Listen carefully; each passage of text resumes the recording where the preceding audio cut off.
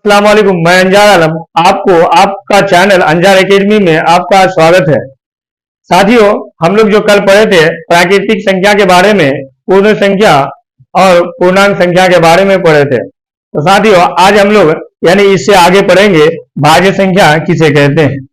साथियों, भाज्य संख्या किसे कहते हैं यानी एक से बड़ी वह सभी संख्या जो एक एवं शून्य के अलावा अन्य किसी संख्या से विभाज्य हो उसे भाज्य संख्या कहते हैं।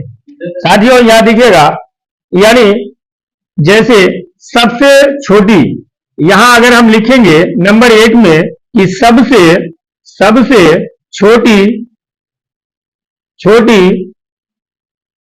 भाज्य संख्या क्या है, तो हम क्या बोलेंगे साथियों, सबसे छोटी भाज्य संख्या 4 है। सबसे छोटी भाज्य संख्या 4 है। देखिए साथियों, क्यों यहां हम 4 लिखे, क्योंकि देखिए 4 जो है इसका गुणनखंड ज्यादा है, 2 से अधिक है। ये 4 जो है 1 से भी कटेगा, 2 से भी कटेगा और ये खुद से भी कटेगा, यानी इसका गुणनखंड 4 है, इसलिए ये भाज्य संख्या है। साथियों, इसमें देखिएगा 2 आपका नहीं होगा। 2 इसलिए नहीं होगा क्योंकि 2 जो है 1 से कटेगा और ये खुद से कटेगा। इसका जो गुणनखंड है 2 ही है। किसी का भी अगर गुणनखंड 2 होता है तो वो भाज्य संख्या नहीं होता है, वो अभाज्य संख्या होता है। तो याद देखिएगा, यानी सबसे छोटी भाज्य संख्या क्या होता है, यानी 4 है। सबसे छोटी भाज्य संख्या क्या है साथियों, 4 है। तो हम लोग आगे चलते हैं। इसके बाद हम लोग अभाज्य संख्या पढ़ेंगे। अभाज्य संख्या किसे कहते हैं, एक से बड़ी वे सभी संख्या जो 1 और शून्य के अलावा किसी दूसरी संख्या से विभाज्य ना हो उसी को ही अभाज्य संख्या कहते हैं। यहां देखिए, यहां सबसे छोटी अभाज्य संख्या जो है 2 है, 3 है, 5 है, 7 है, 11 है, 13 है, इसी तरह से 17 होगा, 19 होगा और 23 होगा। ये सब क्या है, अभाज्य संख्या। साथियों, यहां दीजिएगा सबसे छोटी जो अभाज्य संख्या है, सबसे छोटी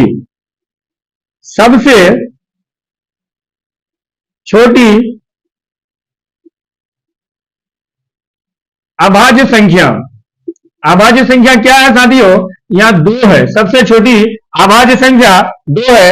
यही अगर पूछा जाए नंबर 2 में कि 2 अंकों की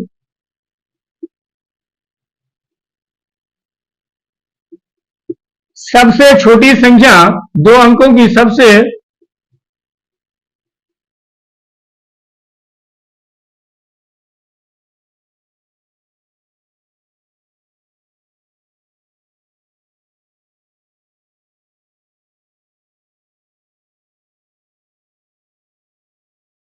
और अभाज्य संख्या, सबसे छोटी अभाज्य संख्या क्या है साथियों, 2 है। सबसे छोटी अभाज्य संख्या 2 है और 2 अंकों की सबसे छोटी अभाज्य संख्या 11 है और 2 अंकों की सबसे बड़ी अभाज्य संख्या 97 है। क्या साथियों, 2 अभाज्य संख्याओं का, 2 अभाज्य संख्या जैसे 2 और 3 है, 2 अभाज्य संख्या है, 2 अभाज्य संख्याओं का एचसीएफ क्या होता है साथियों, 1 होता है। 2 अभाज्य संख्याओं का एचसीएफ क्या होता है साथियों, एचसीएफ कितना होता है, 1 अभाज्य संख्या। अभाज्य संख्या किसे कहते हैं, यानी जिन 2 संख्याओं का एचसीएफ 1 हो उसे सअभाज्य संख्या कहलाते हैं। साथियों, यहां देखिए जैसे 2 और 3 का जो एचसीएफ है 1 है, 2 और 3 का एचसीएफ 1 है, यहाँ 5 और 7 का एचसीएफ 1 होगा, यहाँ 11 और 13 का एचसीएफ 1 होगा, यहाँ 17 और 19 का एचसीएफ 1 होगा। यहां देखिएगा साथियों, यानी लगातार जो यानी 2 के बाद 3 आता है अभाज्य संख्या, उसके बाद यहाँ 3 और 5 भी होगा साथियों, और 5 और 7 भी होगा।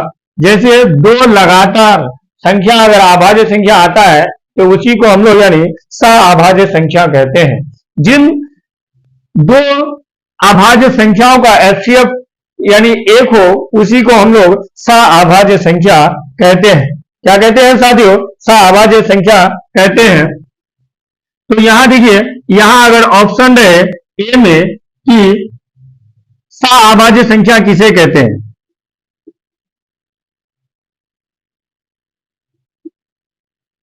संख्या कौन सा है? सअभाज्य संख्या कौन सा है?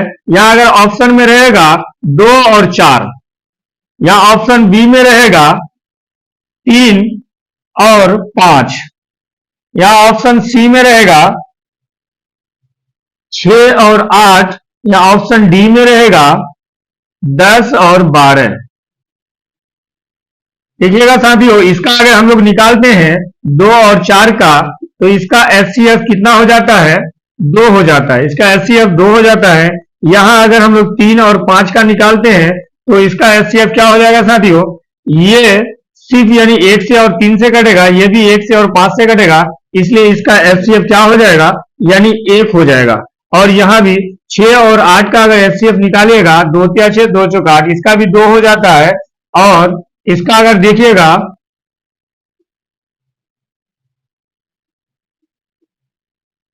तो इसका भी 2 हो जाता है। यानी जिसका एचसीएफ 1 हो उसी को ही हम लोग क्या कहेंगे?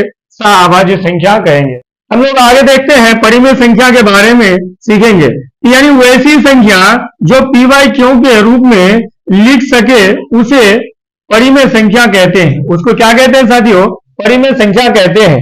जहां देखिएगा, यहां क्या बताया है कि जहां पी बाई क्यू पूर्णांक हो, पी बाई क्यू पूर्णांक हो, यानी क्यू नॉट इक्वल 0, यानी क्यू का मान 0 ना हो। तो देखिएगा, हम लोग पढ़े थे प्राकृत संख्या के बारे में कि प्राकृत संख्या जो है गिनती की संख्या को कहते हैं, जैसे 1 2 3 4 5, ये सब के नीचे 1 दे देंगे हम तो परिमेय संख्या हो जाएगा। 2 के नीचे भी 1 छिपा हुआ है तो परिमेय संख्या हो जाएगा। 3 के नीचे भी 1 छिपा हुआ है तो परिमेय संख्या हो जाएगा। साथियों, यानी कोई भी संख्या अगर हम 20 लेंगे तो 20 के नीचे 1 या 2 कुछ भी अगर देंगे तो ये सब परिमेय संख्या हो जाएगा। यहां दीजिएगा, अब हम लोग देखते हैं कि प्राकृत संख्या जो है सभी यानी परिमेय संख्या हो सकता है। अब यहां देखते हैं कि पूर्ण संख्या, क्या हम लोग जो पूर्ण संख्या पढ़े थे जो 0 से शुरू होता है, 0 1 2 3, तो यहां देखिए साथियों 0 भी क्या है? क्या 0 प्राकृत संख्या है? ये भी प्राकृत संख्या है, क्योंकि 0 के नीचे 1 छिपा हुआ है तो ये भी प्राकृत संख्या है।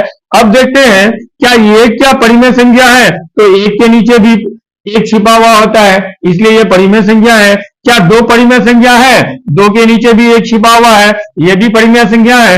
यानी क्या हम लोग अगर ऋणात्मक मान वाला लेंगे, क्या -5 परिमेय संख्या है? तो बिल्कुल ये भी परिमेय संख्या है, क्योंकि -5 के नीचे भी 1 छिपा हुआ है, इसलिए ये परिमेय संख्या है।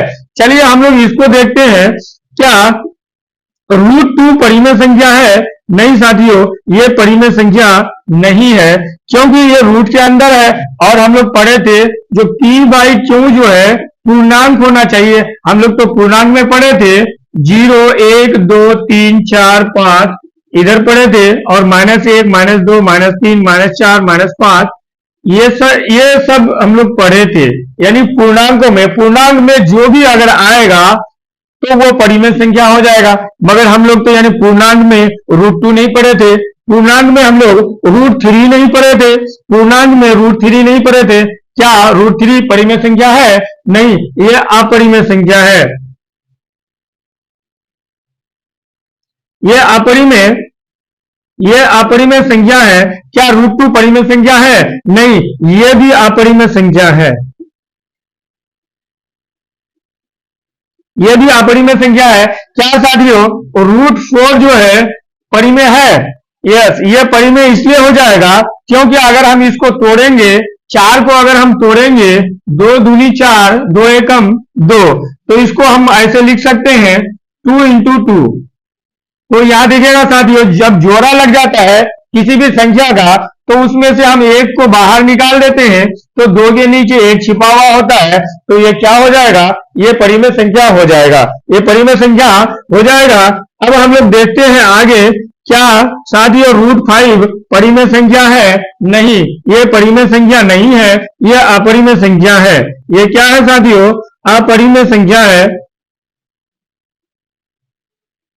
ये अपरिमेय संख्या है। अब देखिएगा साथियों, क्या 6 यानी √6 क्या है, परिमेय है?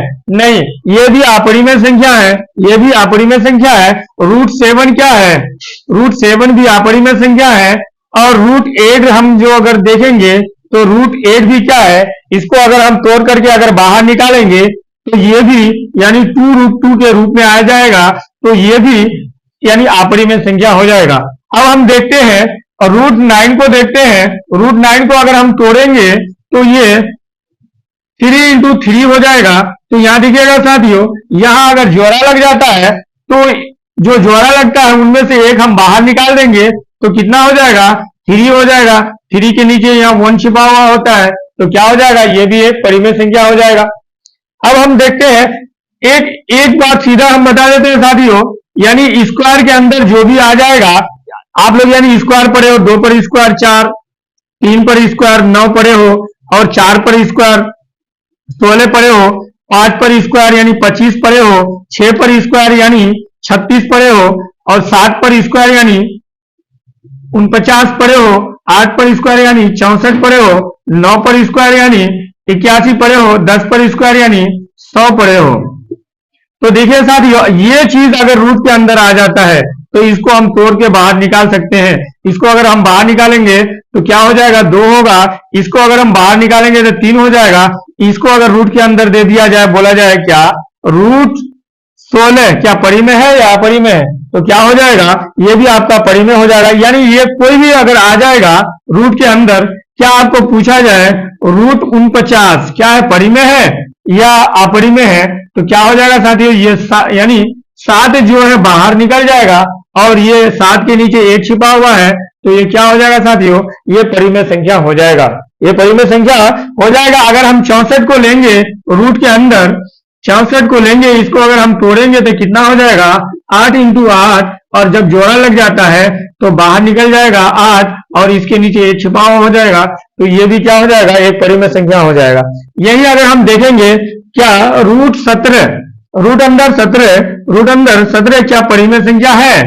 नहीं साथियों, ये परिमेय संख्या नहीं है, क्योंकि ये रूट से बाहर नहीं आएगा।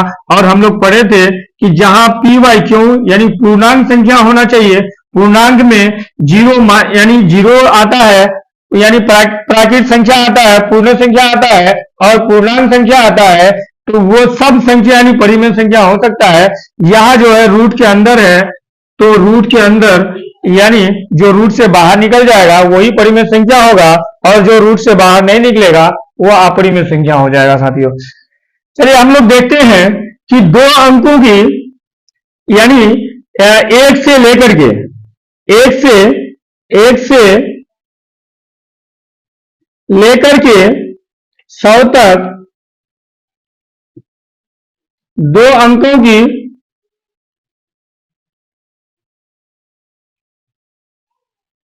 कितनी संख्या है, कितनी संख्या है, यानी 1 से लेकर के 100 तक 2 अंकों की कितनी संख्या है।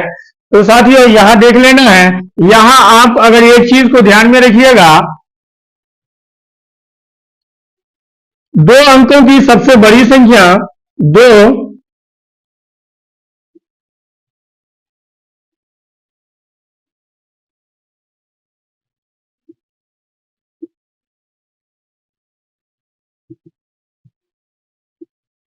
बड़ी संख्या माइनस 2 अंकों की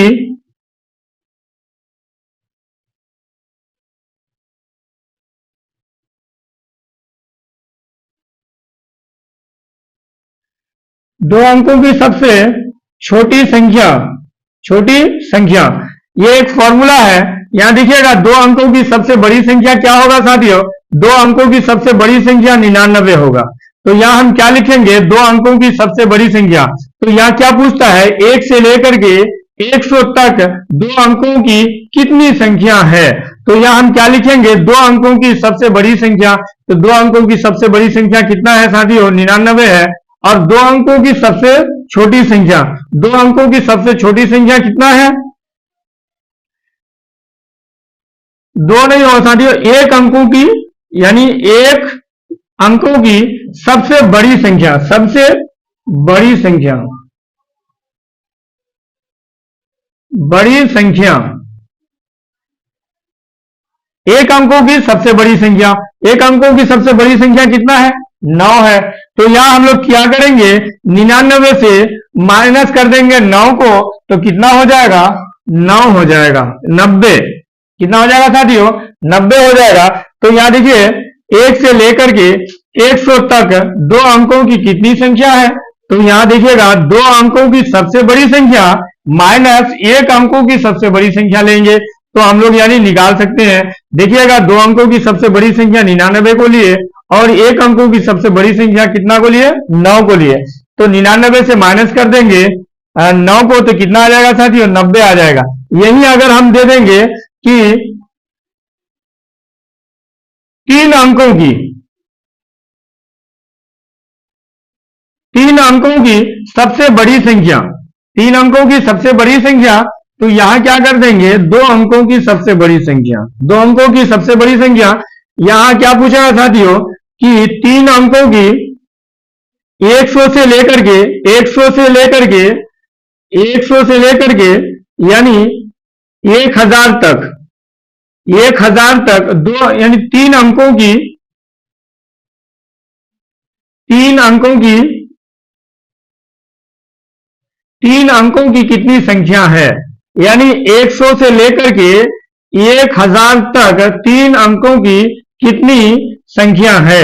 तो यहां हम क्या लिखेंगे? 3 अंकों की सबसे बड़ी संख्या माइनस 2 अंकों की सबसे बड़ी संख्या। 3 अंकों की सबसे बड़ी संख्या क्या होगा साथियों? 3 अंकों की सबसे बड़ी संख्या, यहां देखिएगा, यहां अगर हम लोग लेते हैं इकाई, दाई, सैकड़ा, हजार, यानी ये 4 अंक हो जाता है।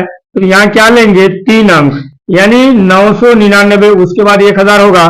तो यानी 3 अंकों की सबसे बड़ी संख्या लेंगे 999। उसके बाद हम लोग क्या लेंगे साथियों? 2 अंकों की सबसे बड़ी संख्या, 2 अंकों की सबसे बड़ी संख्या क्या होगा? 99। तो यहां हम क्या कर देंगे? 9 से 9 अगर जाएगा तो 0 बचेगा, यहां भी 9 से 9 जाएगा तो 0 बचेगा, यहां क्या आ जाएगा? 9 बच जाता है। तो 3 अंकों की कितनी संख्या है साथियों? यानी 900 संख्या है, जो 3 अंक का है। कितना अंक का?